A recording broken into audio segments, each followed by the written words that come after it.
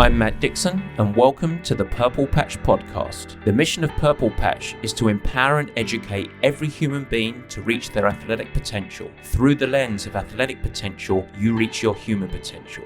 The purpose of this podcast is to help time-starved people everywhere integrate sport into life.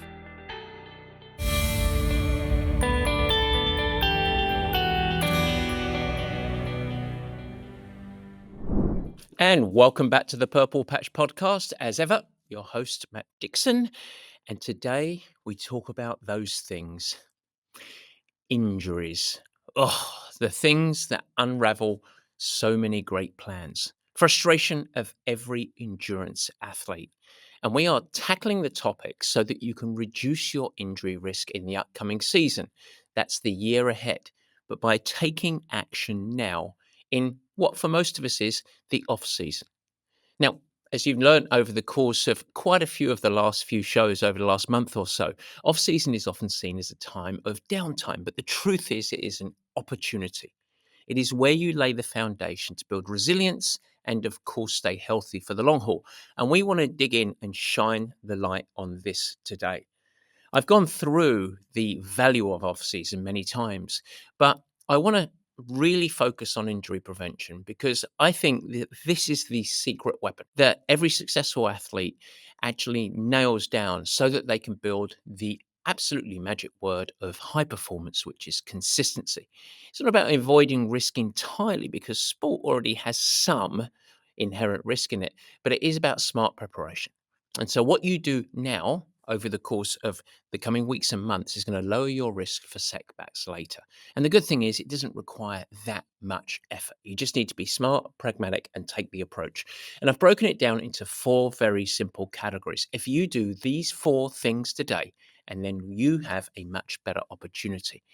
And it doesn't always take catastrophe to actually provide the opportunity. But I am going to start off with a little story that maybe is a case in point of some of the things that I'm going to dive into today.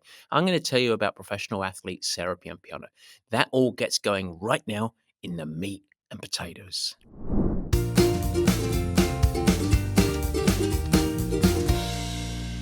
Yes, folks, the meat and potatoes, and we are diving into injury risk. Now, as ever, today we are bringing you this show completely ad-free and promotion-free as well.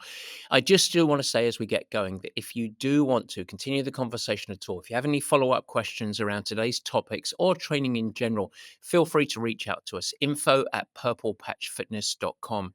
You can also check out all of our offerings at purplepatchfitness.com, where we have everything around multi-sport training and performance, as well as our brand new leadership program that we've seen and discussed over the course of the last few weeks. So I encourage you to check it out. Feel free. We're always happy to set up a complimentary consultation to help you in any way that we can. But today's topic is injury prevention. And I want to talk about, well, it's a secret, but one of my favorite Purple Patch athletes that I got to coach, Sarah Piampiano.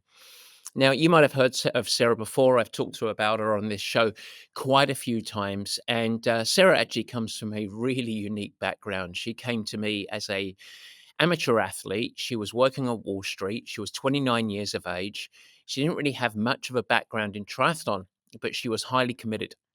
And she'd actually been very successful through the rigors of investment banking and all of the demands that entails. And she applied the mindset traits that had honed and developed through that journey professionally and took them through into a professional triathlon career. And usually that goes the other way. You've heard me talk on this show so much about how an athlete's mindset is applicable to the business world. Well, Sarah's a really interesting case because she'd honed and developed those traits in the business world and applied them to sport. Very, very rare. She went on to become one of the most successful professional athletes in female American history at the IRONMAN distance, and since has gone on, by the way, in retirement to build a very successful real estate company and organization. So a tremendous high performer and someone that we can draw a lot of inspiration and lessons from. But I want to actually talk about an incident that happened with Sarah that was about midway through her professional career. She had progressed over the course of 3 to 4 years, first couple of years as an amateur athlete, and then went on for the first couple of years as a professional and done pretty well. But she was struck with a major injury. And that's what I want to shine the light on, because this devastation, both emotional and obviously physical devastation that occurred, was really the catalyst that saw her go up to the next performance level by what she did through the process of having this injury. And I think that we can all draw a little bit of insight and lessons onto this. Now, we don't need to actually have the injury that occurred with her, and I hope that you don't go through something like this, but we can get ahead of the curve ourselves in this off season to really take the lessons out of this injury cycle. So, what happened with Sarah? Well, we were training very, very hard, or at least I was telling her to train hard, and she was doing it. And and Sarah was always an athlete that was highly driven, highly coachable, but maybe stepped onto the edges of under recovery a little bit, and without any emotional attachment to it, potentially not fueling enough as maybe her training demands desired. And a couple of weeks before one of her Ironman races, she said that her hip was hurting a little bit, and we went through the process that you would usually do with an elite athlete. And of course, there's a decision to be made here. And that's, should we race or not? Should we take a little bit of a risk? Should we try and go and race this Ironman race to hopefully go and get a win or a podium at least, which has a huge impact on her earning potential, both in prize money as well as sponsors? Or are we more pragmatic, wait a few months, rebuild, and hope the injury is not significant? And we went through all of the tests. We met with several specialists, and it seemed like it was going to be okay. And she could feel it, but it's always one of these gray decisions. It's not exactly black or white whether you should or you shouldn't. And I decided to allow Sarah to go and race the Ironman. I had a little bit of a niggling doubt, pardon the pun, a little bit of a niggling doubt that it was smart, but at the same time, we were both really ambitious. She'd really progressed. This was a key race for her. And about 20 miles into the run, so she got through the swim. She rode very, very well. She was in the hunt for the victory. I think she was probably not going to win, but was in the hunt for second or third place, was running through the field, and she felt something go. And that something going was actually her leg breaking. So what we missed, what the X-rays didn't show whatsoever, is there was a stress reaction that was turning into a stress fracture right at the hip and the femur, actually, and that leg bone, the upper leg bone, broke, and of course she couldn't finish the race. And that type of injury, a femur break, is really catastrophic. It is at least a 12-month out injury, but truly, before you are racing again, it's probably an arc of about 18 months that you have to think before you have any hope whatsoever of really coming back and being ready to race again. And so, when you've got an athlete that has committed 3 to 4 years of consistent develop, gone through the amateur ranks, qualified as a professional, done very well, and he's right on the cusp of breaking through to what you would label the world class level, to have that just stripped away is mentally devastating, physiologically very, very challenging. It's the greatest adversity that you can have. It's very different than just having a calf strain or a hamstring that takes you out of 6 or 8 months. There is very little that the athlete can do. She went through complete repair, complete rest, and then basically had to restart from the ground up. So this was very challenging, but here is where we arrive at the crux of the story. Because after the initial grieving that naturally occurs for the athlete, the frustration, the despair, knowing that they're going to go on a different journey, athletes and generally people can respond to this type of heavy adversity in many different ways. But Sarah approached it in what I would call a high performance mindset. And it was the perfect way where she said, this is now an opportunity for me to completely rebuild from the ground up and set myself up as I come back as a new athlete. Draw from the lessons of how I had been developing over the course of the last 4 years, and from the ground up, build the athlete that I want to become. And so that really involved several elements. Number one was habits. She worked with Scott Tyndall of Fuelin to really reinvestigate and set a path forward on how she ate on a day-to-day basis, how she fueled for her workouts, how she fueled for her racing, and how she hydrated. And from the ground up, that was a huge project. She also integrated new habits, starting when training was very, very low. It started with movement because she was repairing from a broken leg, all the way up to exercise and then training at the professional level. She integrated other habits, really smart habits around sleep and hydration, as well as global recovery techniques. So, one big category that she just said, I am going to be more professional than I have, is around these big aspects of the habits that we talk about. The second component is she spent a lot of time collectively reflecting on how she approached her training.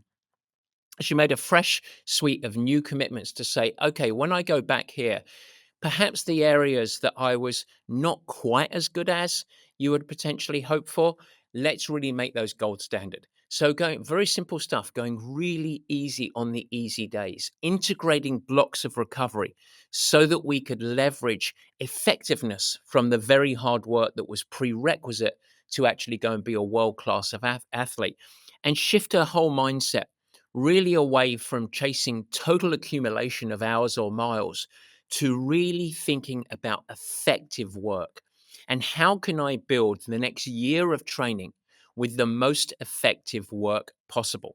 So that was a repositioning of her whole mental approach to training. And then the third big category that she really dialed in was everything under the banner of strength.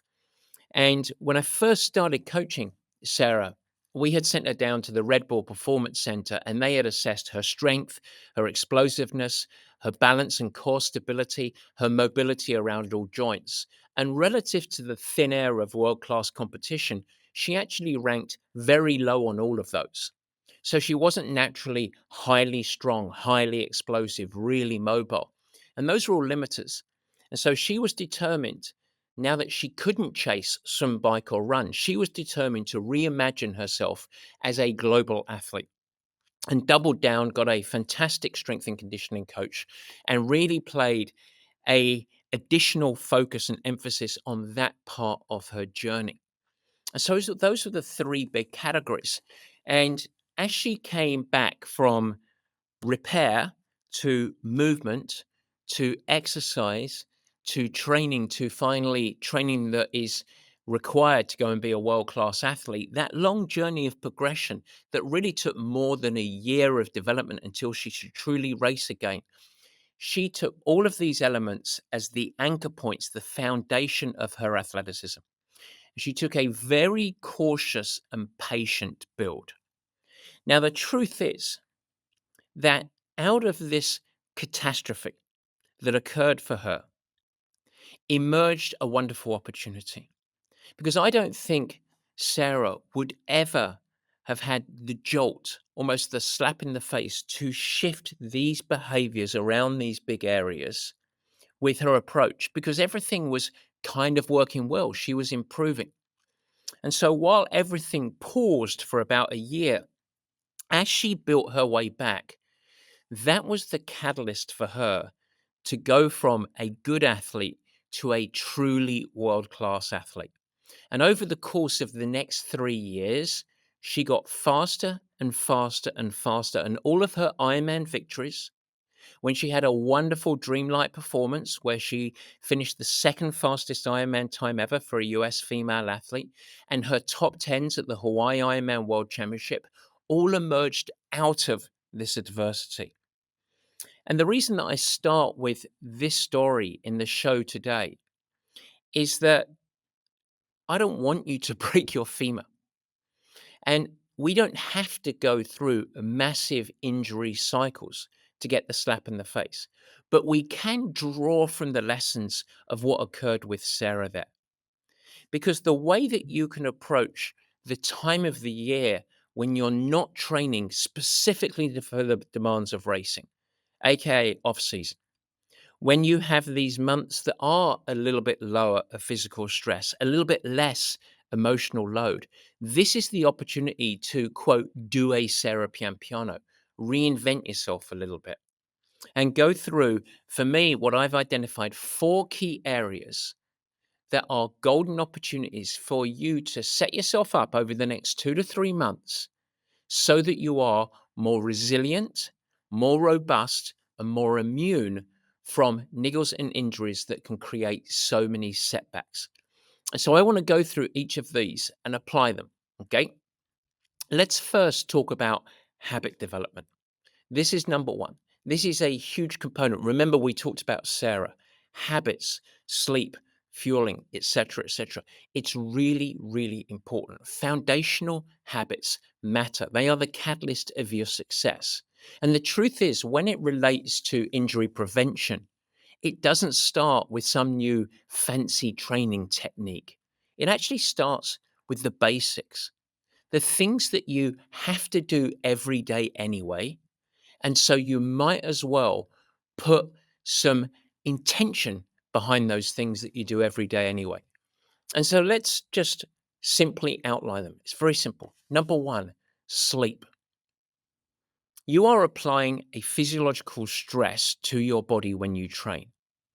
And by putting that stress on the body, you are forcing adaptations. The vast majority of your adaptations occur with sleep. Now, you are doing this as a time starved athlete in the midst of a whole bunch of competing demands across all of your life, whether it comes in work, whether it comes with family, whether it comes with travel, that are adding other stresses on top of your life.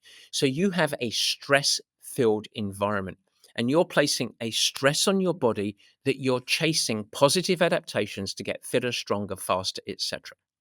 But when your body cannot recover adequately and cannot yield those adaptations, and then there could be a negative adaptation. And that negative adaptation could be accumulated fatigue, could be systemic stress, as I went through, as with my crashing and burning as a professional athlete, or of course, it can be injury. Your number one recovery tool that you have to set you up for really positive training, maximal adaptations, and of course, immunity, or at least close to immunity of injury risk, is sleep. It is when your body builds strength, repairs itself, fortifies against future stress. So it is your stress processing machine. And when you are under slightly less training load, aka the off season, this is a great time for you to build habits over the course of the coming months that consistently can get both the duration of your sleep and the quality of your sleep up to snuff. Now, I want to talk about this a little bit because on my finger, I have one of those wearables, an Aura ring, and maybe you capture your sleep data, maybe something in the mattress or a Whoop band or an Apple Watch or a Garmin, whatever it might be. And one of the things and the trends that I see with a lot of athletes that loyally follow and track their sleep score every single night, looking at the duration of their sleep, the quality of their sleep, how much deep sleep they get, how much REM sleep that they have. And perhaps you've had your wearable device that you've been tracking sleep for 2 years. Let's just make it up. My biggest question is always, okay, what have you changed in your hygiene or your practice or your approach to sleep over the course of the last 2 years? And the vast majority of people that wear these devices, myself included, look at it every day, but don't make any changes. So, where is the value of that? If you consistently are averaging 6.5 hours sleep, what changes are you making to prioritize your number one recovery tool, your number one de stressor, your number one bolster of fortification against injury is sleep? So, what are you doing to change that? And maybe over the course of the coming months, when you have less training load, it's a chance to develop a new habit around sleep. Whereas if you go back and you look over the last month, and perhaps you've averaged 6.5 hours, maybe you can move that up to 7, maybe 7 hours and 15 minutes, maybe 7 hours and a half, something along those lines where you are progressing gradually, where sleep is taking a more dominant part of your everyday life. and it's a really valuable tool. So many people chase magical interventions, but most of the time, simple habit building is the biggest catalyst. And so, if you over the course of the next year want to break the injury cycle, the first thing around habit development is looking at your sleep and making changes and developing really positive sleep habits if you're not doing so already. So that's number one. Now, some of the things that you can do there are really, really simple.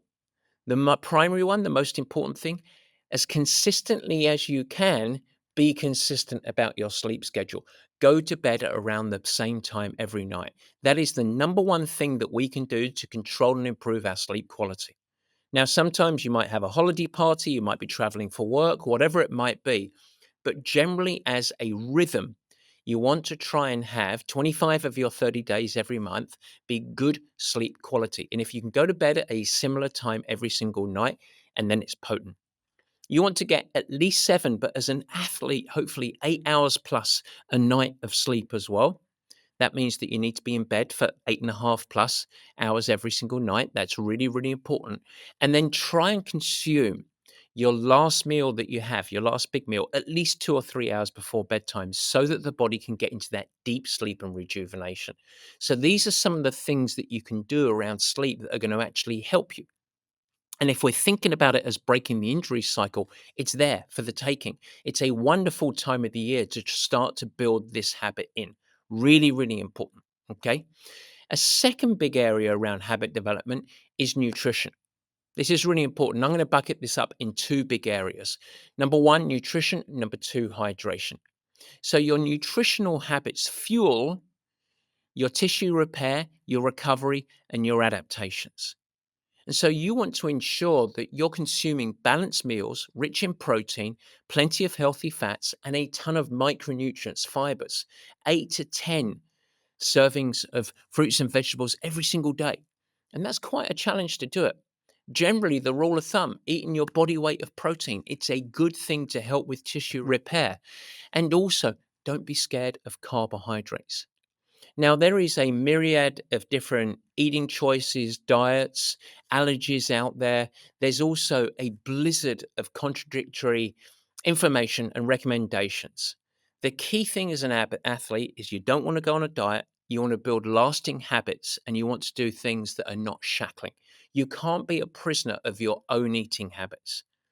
The team that we use at Purple Patch is Fuelin. If you want to work with Scott and his team over at Fuelin, they are absolute world experts. They are all about habit development.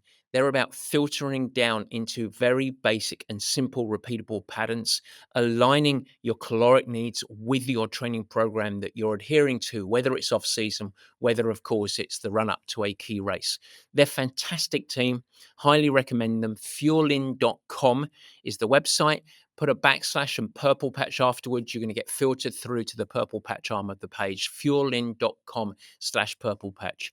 Of course, there are many other great nutritionists and dietitians out there. I would just really recommend that if you are looking outside of that team at Fuelin, that you do really ensure that they understand your approach of all of the stresses that you have in life and your requirements as an athlete, and ensure that you're following a program that is thinking about developing a platform of health, injury resiliency, and athletic performance. So you don't want just guidance on daily eating plans for body composition changes. We really want to support your training load with appropriate habit development. So this is really, really key component. And then the third area around habits, talking about this first category that we talk about here, I would label it as stress management. Physical performance is directly tied to mental well-being.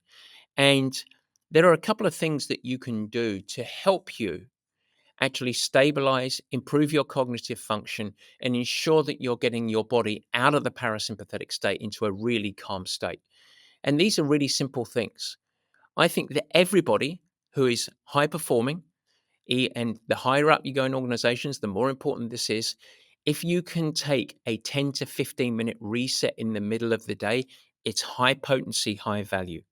reset. If you want to call it a nap, you can, but you don't need to fall asleep for it to be valuable. But in the day, calming down, giving yourself a little 10 to 15 minutes that you lie down, something over the face to take the light out, or in a dark room, it's a potent catalyst of growth hormone, repair, and productivity in the afternoon. Equal to that, having some form of, and I'll use this in a very loose term, mindfulness as you're winding down towards bed. You get off of the computer, you get off of the phone, you can watch a little TV if you want as a little bit of downtime, get into bed, read a paper book or a Kindle, something with not too much bright light, start to bring the system down. That runway into bed is really, really important habit and a good time to actually integrate that into your life. So that's the first category that we're really diving down is just very simply habit creation. And it is a key catalyst if you want to really set up for the year ahead, your body being more immune and more fortified against injuries. What about category number two? Well, this is strength training. So, in other words, beyond really prioritizing sleep and building really good habits in nutrition, you want to build a robust body. Ultimately, strength training is a non negotiable. Now, you've heard me on this show say that I don't like to talk about strength as being the thing of injury prevention because, as you're finding out right now, people don't get injured because they do or do not do strength. But it is a key tool for not only performance enhancement, so helping you go faster, as well as improving the quality of your life and how you can function in all of your daily life activities. But it is also a catalyst as a tool to help you prevent injury. And so we need to have its own category here to talk about it. A really strong, resilient body is resistant to the demands of endurance sports. It is critical in the off season, but it isn't about just gaining strength or gaining power. It's about bulletproofing the body. That's what we're doing here. And when we think about strength and conditioning, when you start to adhere to any program that you want to, there are several categories that you think about. Number one, human beings are designed to lift heavy things. So you do want to do some progressive overload work against resistance. And this might start with the basics. This might be body weight exercises for some of us, but gradually introduce more weight or resistance as well as greater complexity of movements so that you can drive through greater strength gains.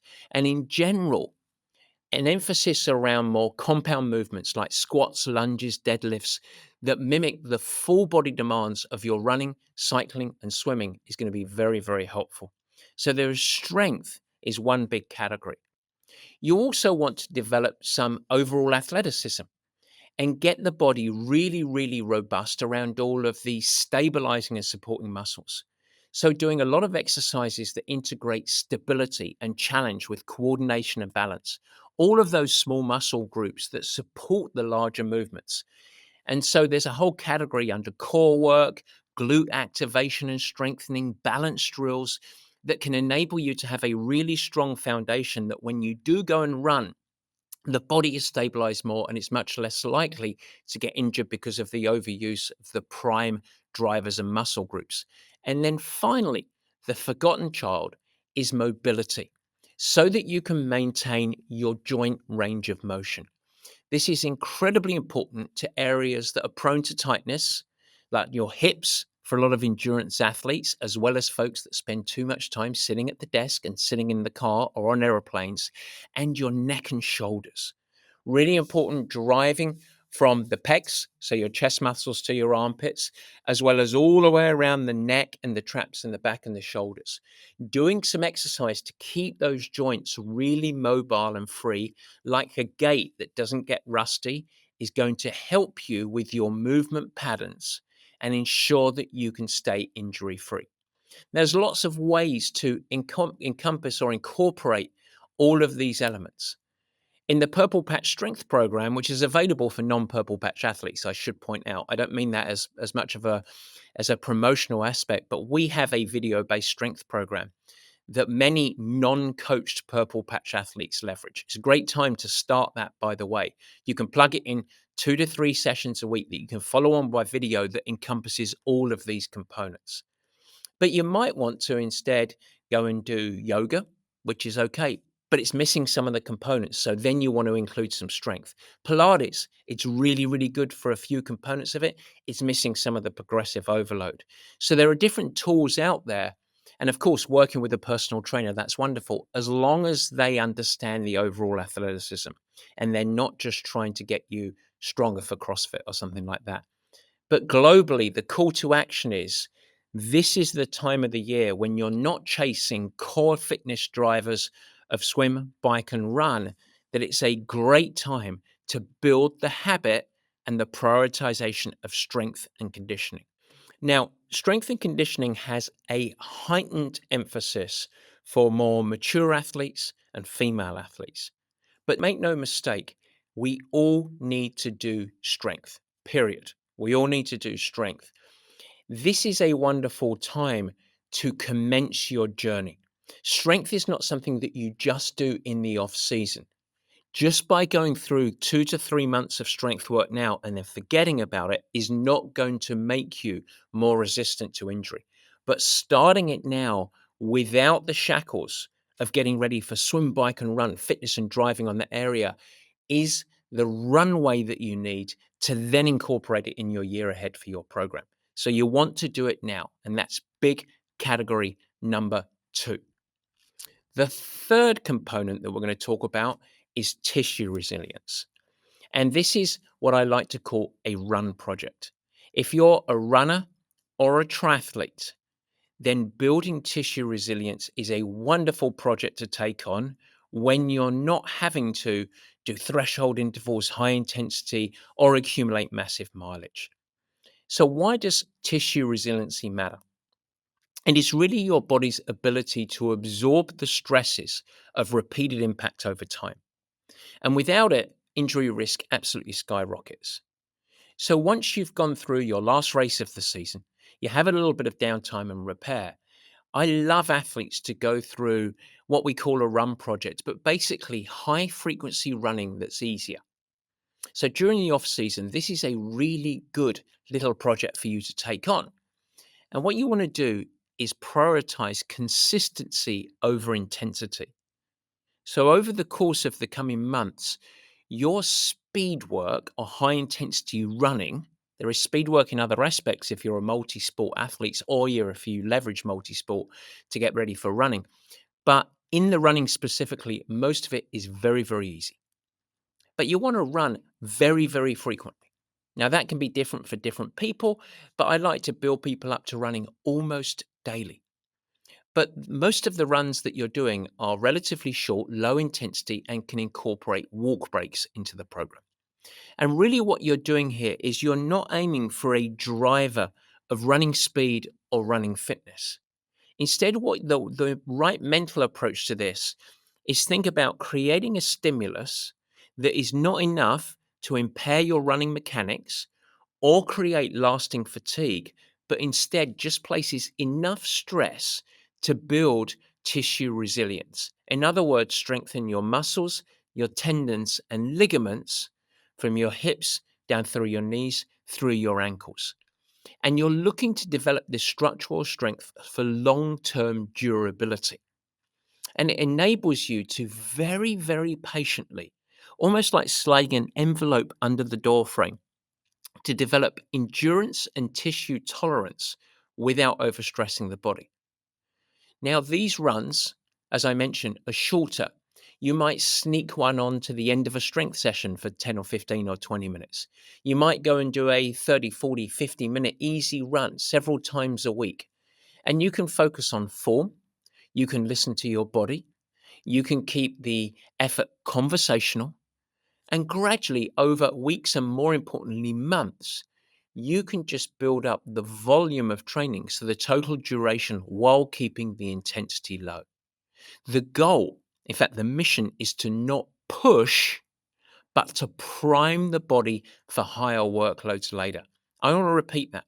Your mission is not to push the body forward, but it's about priming the body so that in the middle of February, as I record this in the middle of October, my body is ready to absorb the harder and more demanding running that I would love to do with a really injury resistant athlete. And that's hill repetitions, track sessions, over distance demanding runs with tempo, intensity, etc. But you can only do that if you have developed tissue resilience. And this is it. Now, the real power here comes with frequency. And you want to think about it like drip feeding resilience to your muscles, tendons, and ligaments, preparing them for the more intense demands of training in the coming season. And when you get that, you get it all together. So these are our three big areas. And I promised you four. So here's the fourth, putting it all together. A really holistic approach to injury prevention. Let's close it out with this. These areas are all individually valuable, but you can't rely on just one pillar, whether that's your sleep and your other habits, your strength, or your running frequency to get you injury resistant. Instead, it is the combination of these that build up a resilient body capable of handling the demands of your sport. And this is why, by the way, a few weeks ago I said it's absolute madness if you go rogue and random over the course of off season. Because by focusing on a few habits, sleep, nutrition, etc., you commit to strength training and you build tissue resilience. It is that vortex, that combination that is the catalyst for you to up level. And so that's what we're looking to do to up level. But a part of that up level is preventing you from getting injured. And so these actions, developing habits, incorporating strength, and a structured run project, it is a comprehensive approach to ensure that you don't get injured.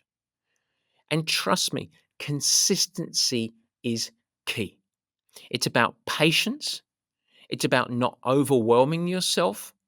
And it's also realizing that you're not going to get instant validation on this. Okay, how very un-American of me. I'm not going to give you instant results, but I promise you the long-term payoffs are enormous. Let me finish with a few pitfalls to avoid. Number one, ensure you don't overdo it early. Athletes often rush back into high-intensity training way too soon. The off-season is about methodical progression, patience, especially on the run.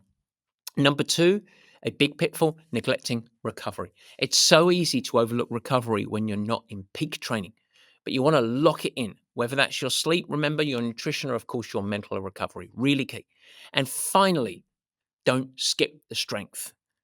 It is in a natural endurance athlete's DNA to think about strength as a bolt-on or as an afterthought. It is your bullseye over the course of the coming months. It is what you build your endurance activity around, critically important. And so set yourself up for a healthy season.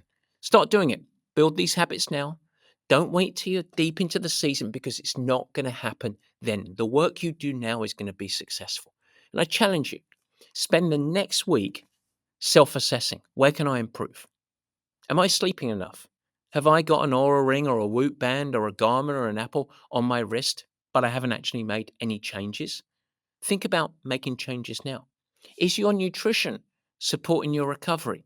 If it's not, reach out to us, info@purplepatchfitness.com. We'll help you. We'll send you some resources. We can set you up with the team of Fuelin for a simple consultation. It's very affordable, but it's a really good investment. Have you incorporated strength training yet? Are you doing your easy run project if you're a triathlete or a runner? If you're not, now's the time to do it. It is about preventing injury for the future. Habits, strength, and of course, ensuring that you dial in that tissue resilience project. Injury prevention isn't something that you think about when you're sidelined. It's built over time. It's an investment, and you can do it. It's time to do it now in the off season. It sets you up for a successful season ahead. Alrighty, I hope that helps. Have a good one, folks. We'll be back next week. We're going to dive into a high performance mindset next week. We're going to be talking about reflection, a key component. I'm going to do some storytelling as well. As ever, You can follow us on the socials. And of course, feel free to connect with me at LinkedIn. And I encourage you to go to our website, Purple Patch Fitness. Check up in the corner there, the leadership program. It's live. You can see it. If you're a business leader, it might be something for you. Feel free to reach out and we can set up a consultation. Take care. Guys, thanks so much for joining and thank you for listening. I hope that you enjoyed the new format. You can never miss an episode by simply subscribing. Head to the Purple Patch channel of YouTube and you will find it there and you can subscribe. Of course, I'd like to ask you, if you will subscribe, also share it with your friends, and it's really helpful if you leave a nice positive review in the comments. Now, any questions that you have, let me know. Feel free to add a comment and I will try my best to respond and support you on your performance journey. And in fact, as we commence this video podcast experience, if you have any feedback at all, as mentioned earlier in the show, we would love your help in helping us to improve. Simply email us at info@purplepatchfitness.com or leave it in the comments of the show at the Purple Patch page and we will get you dialed in. We'd love constructive feedback. We are in a growth mindset, as we like to call it. And so feel free to share with your friends. But as I said, let's build this together. Let's make it something special. It's really fun. We're really trying hard to make it a special experience. And we want to welcome you into the Purple Patch community. With that, I hope you have a great week. Stay healthy, have fun, keep smiling, doing whatever you do. Take care.